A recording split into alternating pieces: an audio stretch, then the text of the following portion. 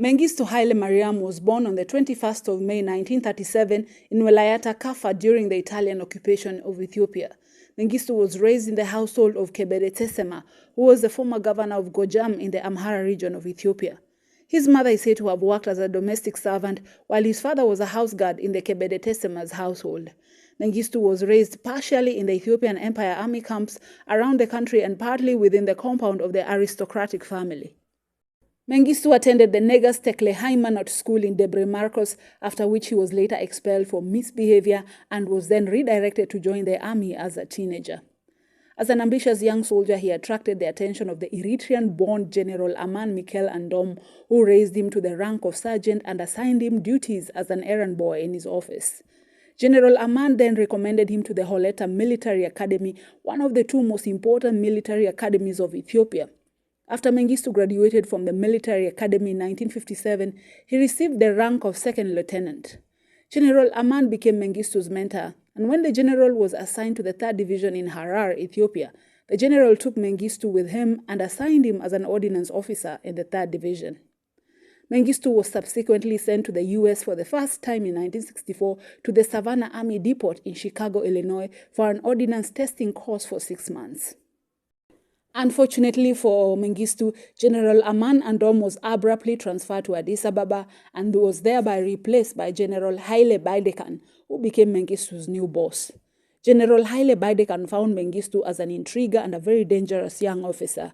As a matter of fact, General Baidekan had written a secret report to his superiors to put a close watch on Mengistu and not give him a raise in the military ranks.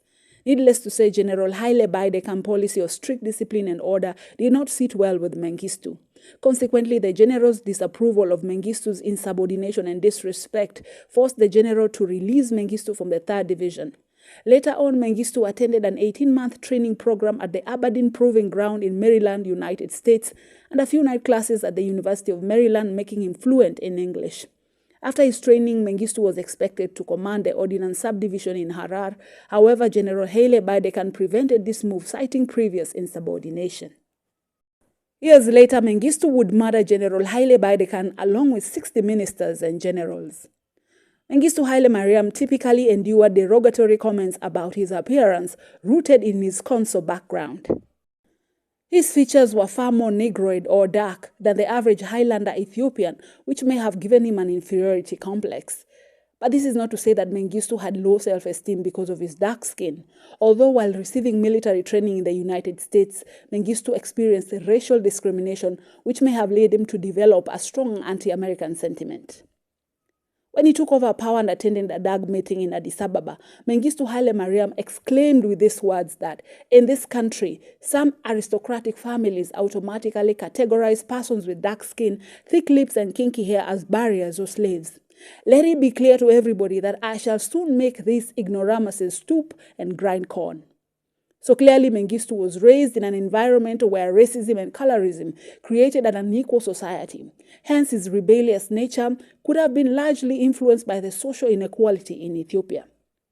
Historians agree that Mengistu Haile Mariam was an intelligent soul, and not just book smart but street smart, in such a way that Mengistu was distinguished by a special ability to size up situations and people. Emperor Haile Selassie's government, having lost confidence of the Ethiopian public following a drought and crop failures in Wollo province, was overthrown during the Ethiopian Revolution of 1974. Consequently, power came into the hands of a committee of low-ranking officers and enlisted soldiers led by Lieutenant Colonel Atnafu Abate, which came to be known as the DAG. Mengistu Haile Mariam was originally one of the low-ranking members officially sent to represent the 3rd Division under General Nega Tegnen, who considered Mengistu a troublemaker and wanted to get rid of him. At this point, it's clear that Mengistu Haile Mariam was considered by all his superiors to be insubordinate, disrespectful, and troublemaker. The same negative traits that got him expelled at his primary school while he was still a teenager. Perhaps Mengistu had a troubled childhood, which would explain why he was an angry soul with a vengeance in his heart. But I guess if you grew up poor and saw your parents struggling every day in an unequal society that considered them as slaves, then you'd also be angry, and especially with those that kept them in slavery. Yet anger is not an excuse for bad behavior. Even so, no one could control how another reacts due to injustice. Between July and September of 1974, through sheer demagoguery and political intrigues, Mengistu succeeded to outmaneuver all officers who stood in his way and climbed the political ladder.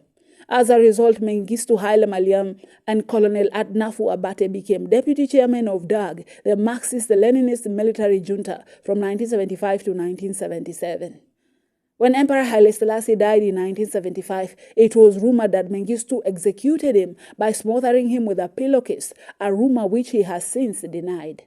Consequently, the DAG succeeded to power under Mengistu's leadership, by which they ordered the execution without trial of 61 ex-officials of the imperial government and later of numerous other former nobles and officials, including the patriarch of the Ethiopian Orthodox Church in 1977. Mengistu himself acknowledged that the DAG ordered these deaths but refused to accept personal responsibility. However, members of the DAG have contradicted him in interviews given from prison, saying that Mengistu conspired and was in full agreement with their decisions. Mengistu Haile Mariam did not emerge as the leader of the DAG until the death of the chairman of DAG, who was Colonel Tafari Benti, on the 3rd of February 1977. What's more, the vice chairman of the DAG, Lieutenant Atnafu Abate, clashed with Mengistu over the issues of how to handle the war in Eritrea. The clash between these two leaders led to the execution of Lieutenant Abate alongside 40 other officers, clearing the pathway for Mengistu to assume control. Mengistu Haile Mariam assumed power as head of state and justified his execution of Lieutenant Abate by claiming that Lieutenant Abate had placed the interests of Ethiopia above the interests of socialism, aside from undertaking other counter-revolutionary activities. During Mengistu's reign, resistance against the DAG ensued, led primarily by the Ethiopian People's Revolution Party and other revolutionary student organizations in what would become the Red Terror. Consequently, thousands of young men and women turned up dead in the streets of Addis Ababa and other cities for months on end. Save the Children Fund stated that 1,000 children were killed and their bodies left in the streets to be eaten by wild animals. Similarly, Amnesty International estimated that up to 500,000 people were killed during the Red Terror. By the end of the 70s, Mengistu presided over the second largest army in all of sub-Saharan Africa, as well as a formidable air force and navy. After coming to power, Mengistu embraced the philosophy of Marxism-Leninism, which became increasingly popular among many nationalists and revolutionaries throughout Africa and much of the Third World at that time. In the mid-1970s, under Mengistu's leadership, the DAG regime radicalized and began an aggressive program of changing the system of Ethiopia from a mixed feudal capitalist emergent economy to an Eastern Bloc-style command of economy. As a result, all rural land was nationalized, stripping the Ethiopian church, the imperial family, and the nobility of all their sizable estates and the bulk of their wealth. In the same period, all foreign-owned and locally owned companies were nationalized without compensation in an effort to redistribute the country's wealth. Moreover, all underdeveloped urban property and all rental property were also nationalized. Further, private businesses such as banks and insurance companies, as well as large retail businesses, were also taken over by the government. Despite progressive agricultural reforms under the DAG, agricultural output suffered due to civil war, drought, and misguided economic policies. There was also famine in 1984 on the 10th anniversary of the DAG. The Soviet Union hailed Ethiopia for its supposed cultural and historical parallels to the Soviet Union. In fact, Moscow praised Ethiopia for adopting a Leninist system and supporting its growth. Unfortunately, in the 1980s, Ethiopia plunged into greater turmoil, while the Soviet Union itself was collapsing by 1990. In early 1984, under Mengistu's direction, the Marxist-Leninist Workers' Party of Ethiopia was founded as the country's ruling party, with Mengistu as Secretary General. On the 10th of September 1987, a new Soviet-style constitution was adopted, and the country was renamed the People's Republic of Ethiopia. Consequently, Mengistu became president with sweeping executive and legislative powers, and due to doctrine of democratic centralism, he was effectively a dictator. Mengistu and other surviving members of the DAG all retired from the military. However, even as civilians, they dominated the politics of the Workers' Party of Ethiopia. Needless to say, the Western critics of Mengistu charged that the economic, military, and political policies, along with the Soviet Union's support for Mengistu, were key contributing factors to the Ethiopian famine of mid-1980s, which took over 500,000 lives. Mengistu Haile Mariam made several visits to the Soviet Union between 1977 to 1984, as well as other visits to his political allies, such as Cuba, East Germany, South Yemen, and Mozambique. From 1983 to 1984, Mengistu served as the head of the Organization of African Unity, the OAU. In the last years of Mengistu's reign, the government's military position gradually weakened, first with the defeat of the Battle of Alphabet in 1988, then another crushing defeat at Shire where 20,000 men lost their lives. On the 16th of May 1989, while Mengistu was out of the country for a 4-day state visit to East Germany, senior military officials attempted a coup where the minister Haile Mariam was executed. When Mengistu returned from his visit to Germany, 9 generals, including the Air Force commander and the Army Chief of Staff, died as the coup was crushed. By 1990, the Soviet Union had all but ended its support for Mengistu's regime. In May of 1991, the Ethiopian People's Revolutionary Democratic Front forces advanced on Addis Ababa from all sides, and ultimately Mengistu fled the country with 50 of his family members and some of DAG members. Mengistu Haile Mariam was granted asylum in Zimbabwe as an official guest of Zimbabwean President Robert Mugabe, and although Mugabe has since been removed from power in 2017, no new extradition requests have been submitted. Mengistu left behind almost the entire membership of the original DAG and the leadership of the Workers' Party of Ethiopia. Almost all members were arrested and put on trial upon the assumption of power by the Ethiopian People's Revolutionary Democratic Front.